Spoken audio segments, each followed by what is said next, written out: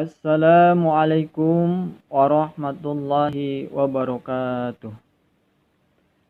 Alhamdulillahilladzi arsala rasulahu bil huda wa dinil haq liyudhhirahu ala dini kullih wa kafa billahi syahida.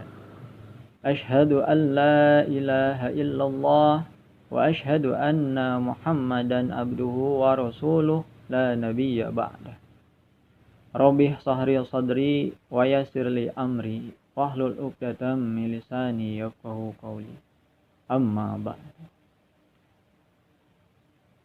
Faqala Allah ta'ala fil Qur'anil Karim, a'udzu billahi minasy syaithanir rajim.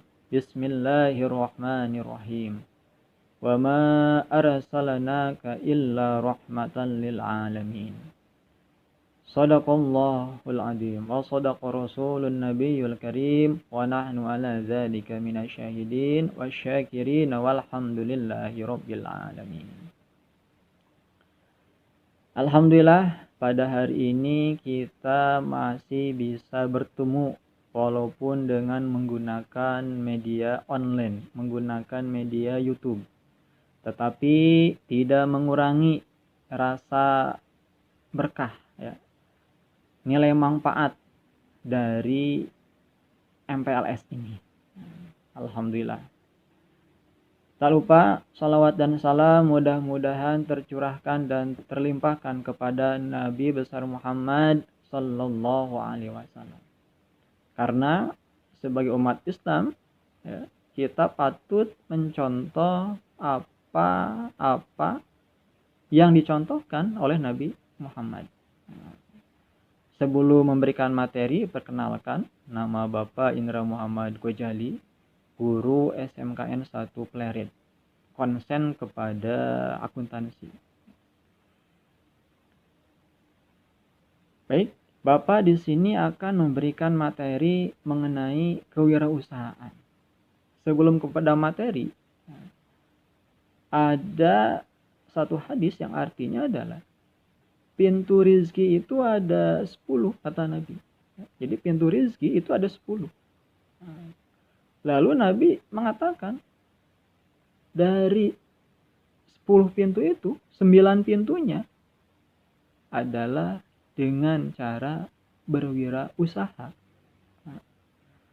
Berarti kalau kita ingin kaya, ingin cepat kaya, bukan harus ternak tuyul, ya, bukan harus muja ke sana kemari, bukan, tapi dengan cara berwirausaha. Nabi Muhammad, ya, berwirausaha, berdagang, bahkan sejak muda sudah menjadi seorang eksportir importir. Artinya sudah mengirim barang dari Syam itu kalau sekarang Suriah, ya, lalu ya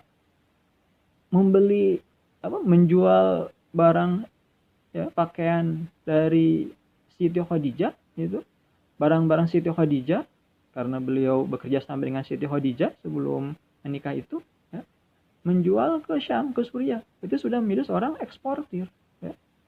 Itu sebelum beliau menikah, berarti sebelum usia 25 tahun sudah menjadi seorang eksportir importir. Artinya sudah menjadi seorang pengusaha. Nah, Nabi saja mencontohkan agar kita menjadi seorang wirausaha, agar kita menjadi seorang pedagang. Nah, kita umatnya harus mencontoh beliau. Nah, baik, nah kita ke materi. Nah, sekarang apa sih itu yang namanya wirausaha, ya? Kewirausahaan, ya. Kalau kita lihat dari etimologi dari bahasanya, ya, ada dua. Yang pertama ada wira dan usaha. Nah, apa itu wira? Wira itu berani, gagah perkasa. Ya, wira, perwira. Wah, berarti kan orang yang gagah berani, orang yang berani. Lalu yang kedua adalah usaha, itu daya upaya. Nah, jadi kewirausahaan itu adalah hal-hal yang berhubungan dengan keberanian seseorang dalam menjalankan kegiatan bisnisnya. Jadi ada keberanian untuk mencoba, ada keberanian untuk berwirausaha, berdagang. Nah, bahasa lain Kewirausahaan adalah entrepreneurship, bukan hanya berdagang saja. Ya. Nah, lalu apa sih yang namanya wirausaha? Nah, kalau tadi kewirausahaan, sekarang wirausaha. Apa sih wirausaha itu? Ya. Wirausaha itu adalah orang yang mempunyai kemampuan melihat dan menilai kesempatan bisnis, mengumpulkan sumber daya yang dibutuhkan guna mengambil keuntungan, dan tindakan yang cepat dalam memastikan kesuksesan. Nah, jadi wirausaha itu adalah orang yang mempunyai kemampuan, skill. Ya. Kita di SMK 1 Pleret harus punya kemampuan. Kenapa? Karena SMK itu punya nilai khusus dibandingkan dengan lulusan tingkat SLTA sederajat. Kalian masuk mesin, berarti punya kemampuan mesin. Nanti bekerjanya di mesin. Apakah salah nanti akan menjadi seorang pengusaha di bidang mesin? Tidak salah, justru bagus. Maka kalian masuk ke SMK. Maka di SMK itu ada kurikulum, ya. Kurikulum yang namanya PKK, yaitu ya, produk kreatif dan kewirausahaan.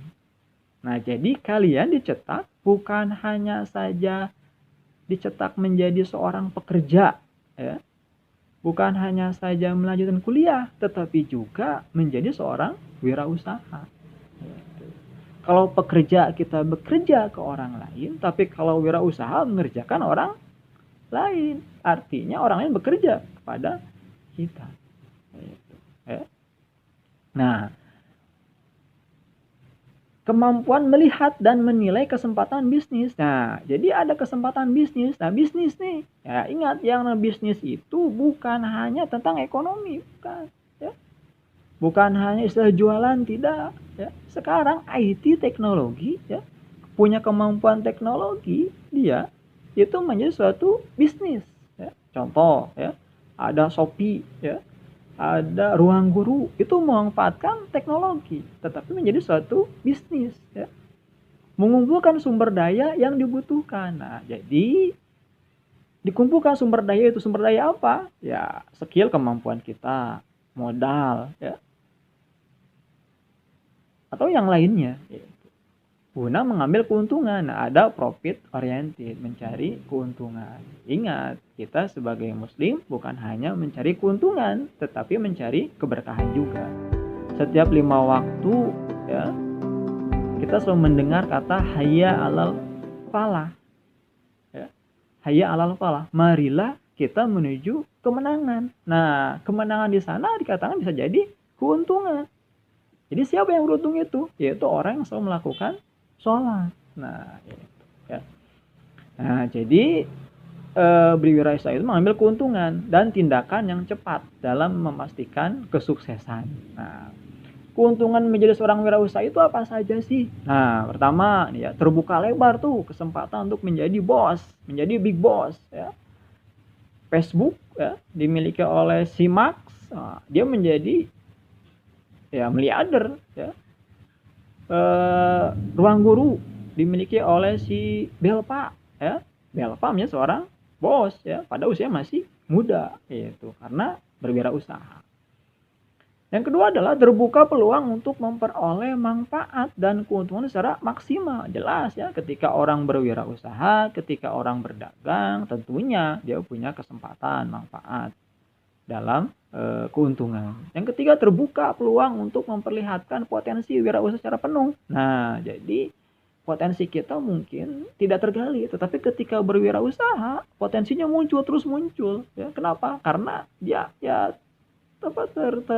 termotivasi untuk muncul dalam berwirausaha. Demikianlah materi yang dapat Bapak sampaikan pada kesempatan kali ini karena keterbatasan waktu. Ingat, ya, jaga kesehatan, ya, dalam masa pandemi ini. Mudah-mudahan kita tidak hanya bertemu di udara, tetapi juga insya Allah bertemu di darat lewat tatap muka. Akhirul kalam, wassalamualaikum warahmatullahi wabarakatuh.